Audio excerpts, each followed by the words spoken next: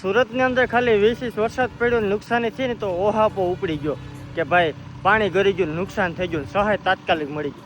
અને આપણે ખેડૂતના દીકરા છીએ. આ મગફળી તમે અહીંયા જો છે, મગફળીનું નામ કઈ જોઈ લો, બધી વહી ગઈ. તો એ સરકાર અહીં જોવા નહીં આવે, કારણ કે અહીંયા છે ને ભાઈ માર્કેટિંગ નથી, અહીંયા પબ્લિક નથી, અહીંયા ખાલી ખેડૂત અને ખેડૂતનું ખેતર જ છે. એટલે અહીંયા કોઈ સહાય કે અહીંયા કંઈ જોવા આવવું અને તાત્કાલિક નિર્ણય કરવો એ અહીંયા નહીં મળે. આખી મગફળી જોવો ફેલ થઈ ગઈ. છતાંય આપણે ખેડૂતના દીકરા છીએ, આપણે લોલીપોપને કંઈ જરૂર છે નહીં. ખબર જ છે સહાય આપે ત્યાં કંઈ રાજી નહીં આપે, ખાલી લોલીપોપ આપો નો ખાઈ શકો કે નહીં રાખી શકો, એ ખાલી તમે સમજી જાઓ.